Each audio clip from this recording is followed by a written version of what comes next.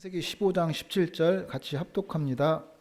해가 져서 어두울 때 연기 나는 화로가 보이며 타는 횃불이 쪼갠 고기 사이로 지나더라. 아멘. 참으로 좋은 날입니다. 또 이렇게 하나님을 사랑하고 말씀을 사모해서 나오신 여러분을 그리스도 예수의 이름으로 사랑하고 축복합니다. 오늘 아브라함의 6번째 시간 헤세드라는 제목으로 같이 은혜를 나누겠습니다. 아브라함은 소돔 땅에 살고 있던 자기 조카 롯이 사로잡혔다는 소식을 들었습니다. 그래서 집에서 길리고 훈련된 318명을 데리고 와서 조카 롯을 구하고 그리고 빼앗겼던 모든 것을 되찾아왔습니다. 우리가 흔히 이 사건을 보면서 아브라함은 믿음의 사람이니까 또 조카 롯을 사랑했으니까 그럴 수 있겠다라고 흔하게 생각할 수 있습니다. 그러나 그것은 생각하면 도저히 그럴 수 있는 일이 아닙니다. 왜냐하면 소돔 왕이 그돌라오멜 왕을 12년 동안 조공을 바치면서 섬겼던 그런 나라입니다. 그리고 소돔 왕이 소돔과 고모라가 5개 나라가 연합해서 그것을 막았지만 결국은 패하고 모든 것을 약탈당했던 그 그돌라오멜 왕입니다.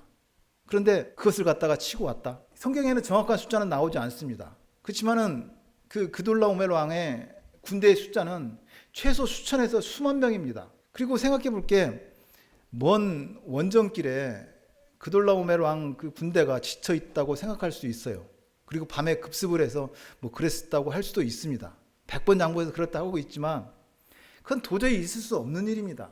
어떻게 집에서 길리고 훈련된 집에 있는 사람들 318명 데리고 와서 그 수만의 대군을 무찌른다는 거예요. 그건 도저히 있을 수 없는 일입니다. 오직 하나님이 하셨습니다. 하나님께서 해주셨습니다. 예, 아브라함이 그런 거예요. 그 일이 있고 난다니까 자기도 생각해 보니까 이상한 거예요. 내가 지금 뭐 한 거지? 자기도 그런 일이 자기가 가서 그렇게 조카 롯을 구해오고 그리고 모든 빼앗겼던 것을 찾아오고 그 대군을 무찔렀지만 자기가 하고도 자기가 한 것이 뭔지를 모른 거예요. 이제 정신이 드니까 무섭고 두려운 거예요. 그래서 스스로도 그렇게 무섭고 두려웠습니다. 그돌라오멜 왕이 다시 전열을 가다듬고 쫓아온다면은 아브라함은 꼼짝없이 당할 수밖에 없는 상황입니다. 그래서 그렇게 무섭고 두려워 떨고 있는 그 가운데 하나님이 나타나셨습니다. 그게 바로 창세기 15장, 오늘 우리가 은혜 나눌 그 창세기 15장의 사건입니다. 그래서 15장 1절에 보면은 이후에 여호와의 말씀이 환상 중에 아브라함에게 임하여 이르시되 아브라함아 두려워하지 말라 나는 내 방패여 너의 지극히 큰 상급이라. 하나님께서는 그 두려워 떨고 있는 아브라함에게 와서 두려워하지 마. 내가 내 큰 방패고 지극히 큰 상급이라고 말씀하고 있습니다.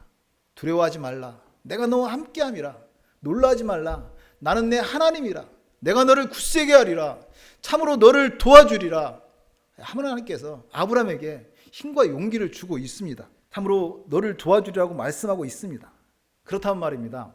여기서 하나님께서 아브라함에게 나는 너의 방패요 지극히 큰 상급이라고 얘기했을 때 그 듣는 아브라함의 심정은 어땠을까요? 하나님께서 좋은 말씀으로 축복해 주셨으니까 기분 좋았을 거 아니에요. 그렇습니다. 근데 제가 가만히 생각해 보면은 결코 그 하나님의 말씀을 듣고 있는 아브라함 마음 결코 그 마음이 편치 않았을 것 같아요. 심기가 좀 불편했을 것 같아요. 왜냐면은 하나님께서 말씀하셨으니까 아멘하고 말은 했겠지만 당시에 아브라함의 입장에서 보면은 아브라함은 하나님께서 너는 내가 보여줄 땅으로 가라고 하나님께서 말씀하셨을 때 말씀에 순종해서 떠나갔잖아요. 떠나가라는 말씀에 순종해서 갔습니다. 그리고 너는 복이 될지라고 말씀하셨습니다.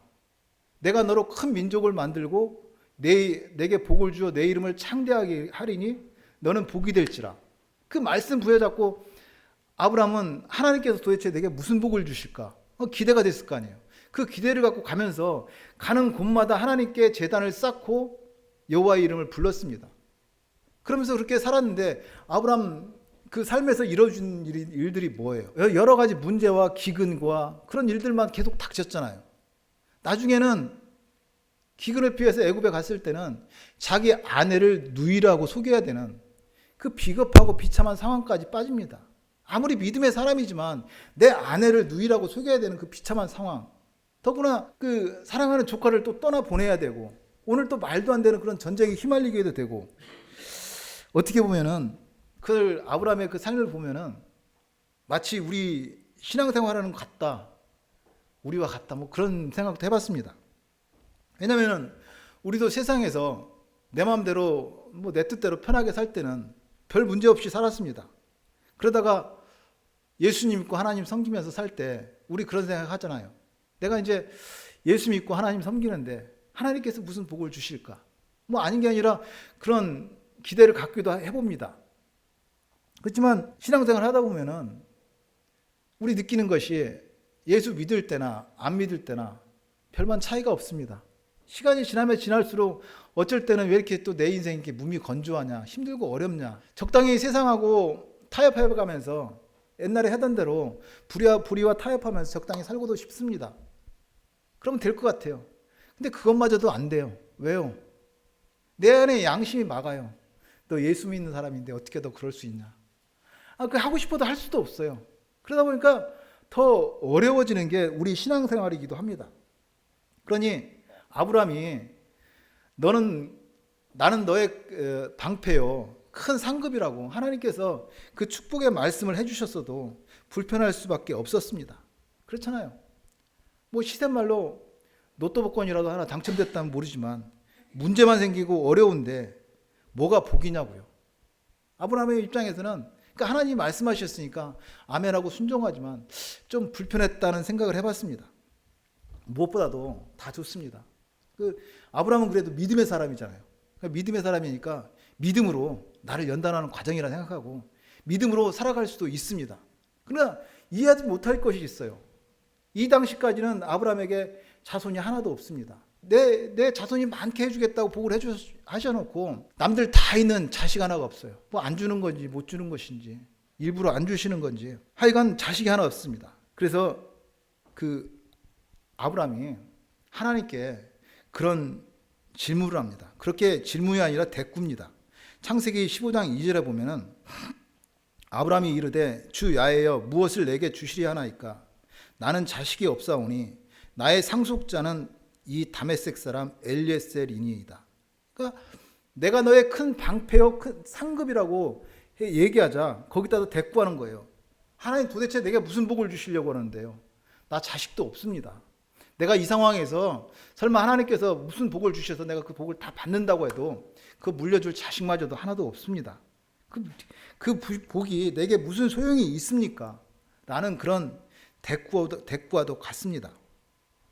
그러자 하나님께서는 아브라함을 직접 밖으로 인도해내십니다. 그래서 직접 보여주세요. 그게 창세기 이제 15장 5절과 7절입니다.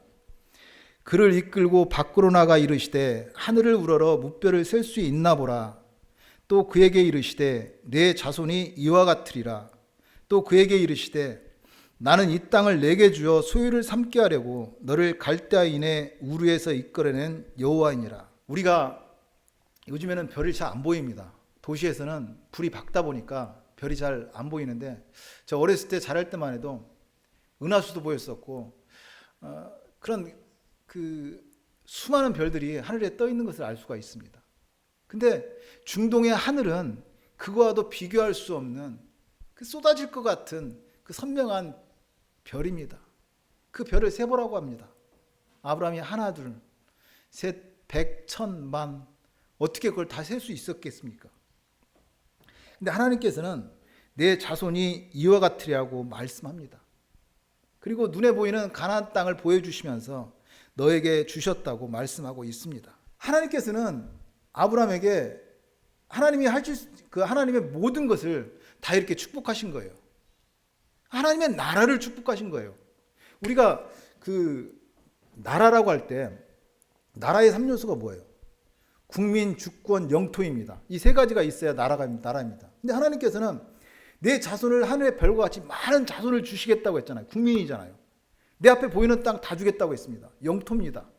하나님께서 내가 내 방패라고, 내가 너와 함께 한다고, 하나님의 주권, 하나님이 함께 하신다는 걸 주었어요. 국민과 영토와 주권, 하나님의 나라를 하나님께서 주실 수 있는 그 모든 것을 하나님께 축복하고 있습니다. 근데 아브라함은 거기에 대해서 또 이렇게 얘기합니다. 8절입니다. 그가 이르되 주 야훼여 내가 이 땅을 소유로 받을 것을 무엇으로 알리리까? 그렇게까지 축복했는데도 아브라함은 내가 그것을 어떻게 알 수 있냐고 하나님께 대꾸하고 있습니다. 하나님의 말씀이니까, 전자도 얘기했지만 하나님 말씀이니까 우리 무조건 아멘하고 순종하잖아요. 아브라함도 그랬을 것 같아요. 아멘하고 순종했지만 그 약속을 어떻게 알 수 있냐는 말입니다. 우리가 여기서 그런 생각을 해볼 수가 있어요. 아브라함 믿음의 사람 맞아? 어떻게 하나님께서 얘기하면은 그걸 그냥 믿어야지 거기다 대고 계속 이렇게 못 믿는다고 불신앙적으로 질문을 하고 대꾸하냐는 말입니다. 여러분들은 어떻게 생각하세요? 그렇지만 하나님께 질문하는 그 아브라함, 그것이야말로 참 믿음입니다. 우리가 덮어놓고 하나님을 믿는다? 그 믿음 아닙니다. 우리가 하나님께 질문하는 거, 그게 참 믿음입니다. 여러분도 하나님께 신앙이 질문하는 신앙이 되시기를 바랍니다. 하나님께 나가서 하나님, 나 복 주셔야 되잖아요. 내가 하나님의 축복의 통로라면은 왜 복이 안 이루어지는지 거기에 대해서 물어보십시오. 또 어떤 문제가 있으면 이 문제는 어떻게 어느 방향으로 언제 어떻게 해결되는 건지 하나님께 묻는 것입니다. 그 묻는 것이 참 신앙입니다. 아브라함은 하나님께 물었습니다. 참 믿음의 사람이었습니다. 그러자 이번에는 하나님께서 직접 약속해 주셨습니다. 우리 보통 어른들이 아이들하고 약속하면은 아이들 수준에서 눈높이에서 이렇게 놀아주잖아요. 그런 것처럼 어린이 다 큰 성인이 어린 아이들에게 새끼 손가락 걸고 약속해 주듯이 약속을 해주셨습니다. 얼마나 멋있어요. 그게 오늘 우리가 읽은 본문 15장 17절입니다. 해가 져서 어두울 때 연기 나는 화로가 보이며 타는 횃불이 쪼갠 고기 사이로 지나더라. 참 저는 이 말씀을 묵상할 때마다 참 감동이 되더라고요. 하나님께서 참 부모가 애한테 새끼손가락 걸고 약속해 주듯이 약속을 해주세요. 해가 져서 어두울 때 연기 나는 화로가 보이고 타는 횃불이 쪼갠 고기 사이로 지나더라. 하나님의 약속입니다. 이게 무슨 약속이냐면요, 우리가 흔히 횃불 언약이라고 얘기합니다. 중동에는 당시에 부족 간에 큰 약속하는 방법이 있습니다. 중대한 약속을 부족 간에 약속을 할 때는 짐승을 잡습니다. 그리고 짐승을 잡아서 반으로 쪼개서 갈라놓습니다. 마주 놓고 그 사이를 약속의 당사자가 손을 잡고 거기를 걸어갑니다. 그게 어떤 의미냐면은 이 약속은 반드시 지켜져야 된다. 이 약속을 어긴 사람은 이 짐승처럼 쪼개질 것이고 이 짐승처럼 태워질 것이다. 그런 의미가 있습니다. 그래서 하나님께서는 아브라함에게 15장에 보면은 3년 된 암소를 잡으라고 합니다. 그리고 3년 된 암염소와 그리고 3년 된 순양을 잡아서 그 중간을 쪼개고 그 쪼갠 것을 마주대하여 놓으라고 말씀하십니다. 그럼 그렇게 했으면은 이제 그 약속의 방법대로 하나님이 아브라함의 손을 잡고 가든지 하나님의 천사가 아브라함과 함께 그 사이를 지나가면 됩니다. 그런데 어떻게 했어요? 우리가 알다시피 그것을 쪼갠 고기 사이로 타는 횃불이 홀로 지나가더라. 하나님이 혼자 지나가셨습니다. 한번 이 상황을 한번 묵상해 보세요. 해가 져서 어두울 때입니다. 그러니까 아브라함에게 소도 잡고 염소도 잡고 양도 잡고 잡으라고 했어요. 낮에 그 아브라함이 그거 하는 거 한두 시간에 될 일이 아닙니다. 그걸 다 해놓고 나서 보니까 몸은 지쳐있고 그리고 어두워졌어요. 어두워졌는데 어두워져서 깜깜한데 거기서 연기 나는 화로가 보입니다. 그리고 타는 횃불이 나타나더니 그 사이를 지나갑니다. 참 신비롭고 참 경외로운 그런 사건입니다. 이게 묵상할 때 전 그렇게 생각해 봤어요. 우리가 연극장에서 이렇게 보면은 객석도 그렇고 무대도 그렇고 조명이 하나도 없는 깜깜한 그런 처음에 시작할 때 옆 사람 얼굴도 안 보이는 그런 상황 가운데 무대 가운데 강력한 불빛이 하나 비칩니다. 그리고 주인공이 그 무대를 가로질러 갑니다. 그런 것 같이 깜깜한 밤에 하나님께서 그 쪼갠 고기 사이로 타는 횃불이 홀로 지나가고 있습니다. 그 말씀은 내가 너하고 약속한 거 그래 내가 지킨다. 내가 이 약속은 내가 반드시 지킨다. 하나님께서 약속하시고 하나님께서 내가 반드시 지킨다고 약속하신 말씀입니다. 우리 언약이라는 게 뭐예요? 언약은 내 것을 지키고 인정받기 위해 쌍방간의 약속입니다. 서로를 지켜준다고 하지만 결국은 내 거 지키고 내 거 보호하기 위해서 약속해요. 그래서 사람들 자기 유익에 따라서 약속하기도 하고 언약을 깨버리기도 합니다. 뭐 주위에 일어나는 사기 사건도 그렇고 지금 일어나고 있는 세계 전쟁들도 다 마찬가지잖아요. 근데 하나님께서는 인간하고 약속을 해주시고 당신이 그것을 신실하게 끝까지 지켜나가시는 하나님이십니다. 하나님이 뭐가 부족해서 인간하고 약속을 해주시고 그것을 끝까지 지키시냐고요. 하나님은 그렇게 약속하시면서 이 약속은 내가 반드시 지킨다고 그렇게 쪼갠 고기 사이로 홀로 지나가셨습니다. 그 약속대로 하나님은 약속을 성실하게 지키셨습니다. 그 약속대로 인간의 몸을 입고 세상에 오셔서 십자가에 쪼개지셨습니다. 내 죄 때문에 내가 죽어야 되는데 하나님께서 왜 십자가에 왜 쪼개지셔야 되냐고요. 예수님이 십자가에 쪼개심으로 말미암아 그 공의의 하나님은 당신의 약속을 성취하셨습니다. 짐승의 피로 하지 아니하고 오직 자기의 피로 영원한 속죄를 이루사 단번에 성소에 들어가셔서 우리의 영원한 대제사장이 되셨습니다. 믿음의 조상 아브라함과 헷불 언약하신 하나님, 약속대로 인간의 죄를 대신해서 친히 십자가에 쪼개지셨습니다. 신실하신 하나님, 그 약속을 반드시 이루시는 분입니다. 우리는 예수님이 쪼개지신 그 문으로 천국 가는 사람들입니다. 예수님이 십자가에 달릴 때 그래서 참으로 놀라운 기이한 일이 있었습니다. 그 횃불 언약과도 같습니다. 횃불 언약에서 해가 져서 어두울 때 있다고 했는데 예수님이 십자가에 달렸었을 때 온 세상이 깜깜했습니다. 그리고 연기나는 화로가 보였다고 했는데 십자가 사건도 마찬가지입니다. 십자가 사건이 일어났을 때 땅이 진동하고 바위가 터지고 무덤문이 열리고 죽었던 자들이 살아나는 그런 일이 벌어졌습니다. 그리고 타는 횃불이 홀로 그 쪼갠 고기 사이로 지나듯이 예수님께서 십자가에 죽으시면서 내가 다 이루었다고 했을 때 구약 수천 년간 성소와 지성소를 가로막고 있던 그 휘장이 갈라졌습니다. 그 휘장은 보통의 휘장이 아닙니다. 황소 2마리가 양쪽에서 끌어도 찢어지지 않는 그 휘장. 그것이 밑에서도 위로도 아니고 위에서 아래로 갈라졌습니다. 하나님이 하셨습니다. 하나님께서 그렇게 열어주셨습니다. 그래서 우리는 예수 그리스도가 이 땅에 임함으로 말미암아 하나님의 나라가 이 땅에 오버랩 된 것입니다. 죽어서만 가는 천국 아니라고요. 우리는 이 땅에서 그리스도 예수 안에서 하나님의 나라를 사는 사람입니다. 그래서 우리가 흔히 얘기하듯이 하나님의 나라는 already not yet입니다. 이미 이루어진 하나님의 나라, 그러나 아직입니다. 우리는 그렇게 하나님께서 횃불 언약으로 완성으로 오신 그 십자가의 사건으로 말미암아 예수님이 쪼개지신 그 문으로 천국 가는 하나님의 사람들입니다. 횃불 언약은 하나님의 약속입니다. 부모가 사랑하는 자녀에게 생기손가락 걸고 약속하듯이 하나님께서는 인간의 눈높이로 내려오셔서 횃불 언약으로 당시에 했던 그 언약 방식으로 언약을 해 주셨습니다. 그리고 하나님께서는 그 약속을 영수증을 써주셨어요. 영수증을 써줬는데 그게 바로 이 성경책입니다. 그리고 그 영수증에 인감도장 찍어야 되잖아요. 인감도장을 꽝 하고 찍어주셨어요.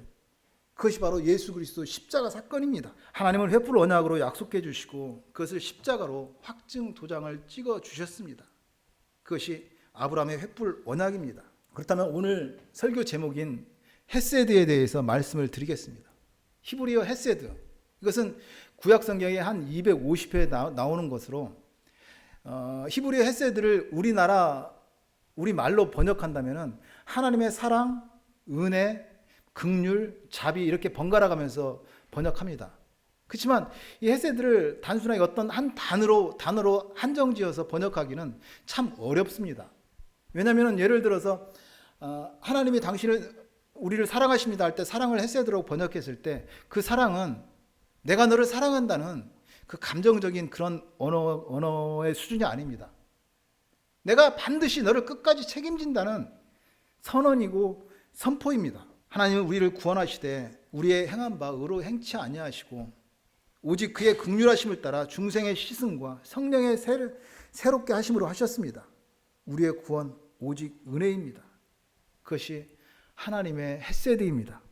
생각해 보면은 오늘 횃불 창세기 15장의 횃불 언약을 살펴봤는데 하나님께서 인간하고 약속해 줄 이유가 없습니다. 왜 약속해 주시냐고요? 전지전능은 하나님이시 하나님께서 그럴 이유는 전혀 없습니다. 그런데 그 약속을 해주시고 그것을 신실하게 지키시는 하나님, 이처럼 헤세드는 하나님의 사랑과 은혜와 자비를 표현한 그런 말로 하나님의 속성을 가장 잘 나타낸 단어입니다. 오늘 하나님이 아브라함에게 약속해 주신 횃불 언약이 바로 헤세드라는 말입니다. 불강력적인 하나님의 사랑과 은혜입니다. 그래서 오늘 설교 제목이 헤세드였습니다. 하나님의 헤세드와 같은 이야기를 하나 소개해 드리겠습니다. 아프리카 어느 마을에는 총각이 장가를 가려면은 그 처녀에게 청혼을 해야 될 거 아니에요. 청혼할 때 염소나 아니면 또 귀한 소까지 이렇게 끌고 가서 결혼을 해달라고 이렇게 청혼하는 그런 풍습이 있었습니다. 그래서 보통 웬만한 처녀 같으면은 염소 한 마리 내지 두 마리면 청혼이 가능했습니다. 조금 인기가 있는 처녀 같으면은 암소 한 마리면 되었고 암소 두 마리라면은 아주 훌륭한 귀숙감이라고 할 수 있었습니다. 그 동네 역사상 암소 세 마리를 주고 청혼한 사람은 단 세 사람뿐이었습니다. 그래서 동네 아줌마들은 빨래터에 몰리면은 누구는 염소 두 마리의 시집 온 주제에 잘난 체 한다고, 나는 이래봬도 암소 한 마리 받고 왔다고 뭐 그렇게 입방아를 찍고 있었습니다. 이렇듯 시집 올 때 받은 그 청혼 선물에 따라서 여인의 몸값이 정해졌습니다. 근데 이 마을에 부유한 집안에서 자란 청년 한 사람이 있었습니다. 부유한 집안에서 자랐고 또 젊은 나이에 신진 영농 기법과 그리고 축산 기술을 배워서 크게 성공한 전도 유망한 인기 있는 젊은이였습니다. 이 청년이 청혼을 위해서 소를 끌고 나왔습니다. 근데 놀랍게도 이 청년이 끌고 나온 소는 암소 9마리였습니다. 동네가 뒤집어질 정도로 야단이 났습니다. 도대체 누구길래 어느 집 귀수길래 암소를 9마리나 끌고 나왔냐고 그 청년의 뒤를 졸졸졸 다 따라갔습니다. 긴 행렬이 이루어졌습니다. 그때 이 청년은 마을 촌장의 집도 그냥 지나갔습니다. 바나나 농장 유지의 집도 그냥 지나쳤습니다. 그 마을 학교 여선생님 집도 그냥 지나치면서 흥번지 날리면서 길을 계속 걸었습니다. 그렇게 한참 걷더니 어느 허름한 노인의 집 앞에 멈춰 섰습니다. 그리고 그 집 앞에 기둥에 9마리 암소의 고삐를 맸습니다. 그리고는 그 노인의 집 딸에게 청혼을 하였습니다. 동네 사람들은 다들 경악을 금치 못하고 수군대기 시작했습니다. 왜냐하면 그 집 노인의 딸이야말로 염소 한두 마리면 충분한 그런 처녀였기 때문이었습니다. 이 마을에 의료 진료차 잠깐 머물렀던 의사 한 사람이 그 사실을 처음부터 끝까지 다 지켜봤습니다. 그 사람은 왜 그 청년이 염소 2마리면 충분할 걸 그 암소를 9마리나 주면서 청혼했을까 궁금했습니다. 궁금증을 가지고 본국으로 돌아오게 됐습니다. 그리고 그 오랜 세월이 지나서 중년이 훨씬 넘은 그 의사는 휴가를 받아서 그 마을로 다시 가게 되었습니다. 근데 그 마을에서 어엿한 기업가가 된 그 청년을 다시 만나게 돼서 정답게 옛날 이야기로 꽃을 피우며 식사를 마치고 있었습니다. 그때 그 의사가 궁금해서 다시 한번 물었습니다. 왜 그때 염소 2마리면 충분히 될 것을 암소 9마리나 끌고 갔냐고 물었습니다. 그러자 이 기업가는 빙긋이 웃을 뿐 아무 말도 하지 않았습니다. 그때 찻상을 가지고 한 여인이 들어왔습니다. 근데 의사는 지금까지 본 많은 흑인 중에 흑인 여자들 보았지만 그처럼 우아하고 아름다운 여인을 본 일이 없었습니다. 우아한 자태와 유창한 영어 그리고 지성미 넘치는 교양은 도무지 보통 흑인 여자라고 볼 수 없었습니다. 그래서 의사는 저 여자가 도대체 누구냐고 물었습니다. 그때 그 청년이 말했습니다. 바로 암소 9마리 주인공이라고 말하면서 이렇게 얘기했습니다. 우리 동네에서는 청혼의 관습 때문에 몇 마리의 암소를 받았느냐가 여자들의 세계에서는 중요한 문제였습니다. 그런데 사실 제 아내는 그때 염소 두어 마리면 청혼이 가능한 상태였습니다. 만약 내가 염소 2마리로 청혼을 했다면 제 아내는 평생 자신은 염소 2마리의 가치로 살았을 것입니다. 그리고 암소 3마리를 만약에 선물했다면 그 옛날 암소 3마리를 받았던 훌륭한 사람들과 비교하게 될 것이기 때문에 자신은 3마리를 훨씬 뛰어넘는 9마리를 생각했다고 얘기했습니다. 그 결과 염소 2마리면 충분했던 그의 아내는 나는 이래봬도 암소 5마리로 시집온 사람이다. 나는 암소 9마리라는 그 자존감으로 살았습니다. 그래서 암소 9마리에 걸맞는 여자가 되려고 노력했습니다. 공부하는 일이나 외모를 가꾸는 일이나 교양을 훈련하는 일에 남다른 노력을 한 결과 외국인 의사가 깜짝 놀랄 정도로 그렇게 기적으로 변했다는 말입니다. 그런데 말입니다. 여러분이야말로 암소 9마리입니다. 여러분은 암소 9마리짜리들입니다. 하나님이 예수라는 값을 치르고 우리를 신부 삼으셨습니다. 어떻게 하나님이 그러실 수가 있습니까? 내가 죄를 지었으면 내가 죄를 받는 게 마땅하잖아요. 근데 왜 내 죄 때문에 하나님이 예수님을 십자가에 못 박냐고요. 사람들은 우리의 구원을 거저받은 은혜라고 얘기합니다. 그렇지만 하나님은 여러분을 하나님의 자녀 삼기 위해서 예수라는 값을 치르셨습니다. 그것이 오늘 창세기 15장 은혜 나온 아브라함의 횃불 언약이고 바로 하나님의 헤세드라는 말입니다. 여러분에게 어떤 어려움이나 또는 문제가 있습니까? 세상을 살아가는 우리에게 늘 문제는 있을 수밖에 없습니다. 때로는 감당하기 힘든 시련이 파도처럼 밀려오기도 합니다. 그러나 아무리 거센 파도도 해안선을 넘지 못합니다. 문제는 문제일 뿐입니다. 아무리 큰 쓰나미가 몰려온다고 할지라도 잠시 후면은 그 쓰나미 물러가고 해안선은 그대로 있습니다. 문제는 문제일 뿐입니다. 물론 제 말이 문제가 결코 쉽다는 말은 아닙니다. 우리가 아무리 좋은 세상에 살아간다고 해도 인생을 고해라고 하잖아요. 고생의 바다. 힘든 건 마찬가지입니다. 우리나라 좋은 나라라고요. 예, 우리나라 민주주의고 자본주의입니다. 참 좋은 체제예요. 그렇지만 민주주의 아무리 좋아도 다수의 논리에 그 소수의 논리는 묵살당하고 무시당하잖아요. 자본주의도 마찬가지입니다. 국가에서 내 재산 보호해주고 인정해준다는 거 참 좋은 체제입니다. 그렇지만 그 자본주의 논리 속에 욕심과 욕망으로 사람들이 얼마나 피폐해가냐고요. 왜 사람이 살아가면서 돈 없다는 게 왜 이렇게 불쌍하고 비참해지냐고요. 그게 자본주의의 실상입니다. 아무리 좋은 세상도 제가 드리고 싶은 말씀은 세상에 힘들고 어렵다는 것입니다. 아무리 좋아도 힘들고 어렵고 그러할지라도 우리에게는 하나님의 헤세드가 있습니다. 아무리 힘들고 어려워도 하나님의 헤세드는 우리를 지키고 계십니다. 하나님은 살아계시고 예수 그리스도는 어제나 오늘이나 영원토록 동일하십니다. 우리에게는 그 하나님의 헤세드가 있습니다. 헤세드를 신약 성경에서 찾는다면 로마서 8장입니다. 그러므로 이제 그리스도 예수 안에 있는 너희에게는 결코 정죄함이 없나니 이는 그리스도 예수 안에 있는 자에게는 생명의 성령의 법이 죄와 사망에서 너희를 해방하였습니다. 여러분은 예수 그리스도의 보혈로 말미암아 죄와 사망으로부터 해방된 해방자요 자유자입니다. 세상에서 하나님께서 예수로 우리에게 주신 그 자유와 해방을 누리며 살아가시기를 바랍니다. 누가 우리를 그리스도의 사랑에서 끊으리요? 환난이나 공고나 핍박이나 적신이나 위험이나 칼이랴. 우리가 종일 주를 위하여 죽임을 당하게 되며 도살당할 양같이 여김을 받았나 함과 같으니라. 그러나 이 모든 일에 우리를 사랑하시는 이로 말미암아 우리가 넉넉히 이기느니라. 내가 확신하노니 사망이나 생명이나 천사들이나 권세자들이나 현재일이나 장래일이나 능력이나 높음이나 깊음이나 다른 어떤 피조물이라도 세상에 보이는 것 보이지 않는 것 그 어떤 것이라도 우리를 우리 주 그리스도 예수 안에 있는 하나님의 사랑에서 끊을 수 없습니다. 끊을 수 없습니다. 그것은 내가 하나님의 사랑을 붙잡고 있는 것이 아닙니다. 하나님께서 하나님의 사랑이 우리를 붙잡고 있는 그 사랑을 끊을 수 없다는 말입니다. 바로 아브라함의 횃불 언약이고 하나님의 헤세드입니다. 하나님은 우리도 하나님의 사랑과 은혜로 여러분을 붙잡고 계십니다.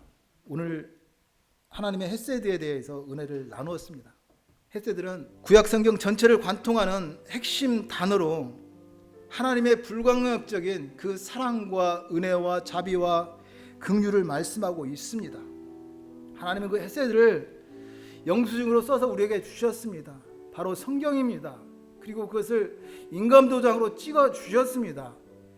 십자가, 예수 그리스도의 십자가 사건입니다. 그것이 아브라함의 횃불 언약이고 하나님의 헤세드입니다. 세상이 아무리 힘들고 어려울지라도 오늘 내가 이 역사의 시간을 살아가면서 어떤 문제가 있고 내가 어떤 그런 것이 있을지라도 하나님의 헤세드가 우리에게 있습니다. 하나님의 헤세드입니다. 그 하나님의 사랑과 은혜, 그 너희와 길이와 높이가 깊이가 어땀을 깨달아 알아서 참으로 하나님의 모든 충만한 것으로 충만하시기를 예수 그리스도의 이름으로 축복하고 축원드립니다.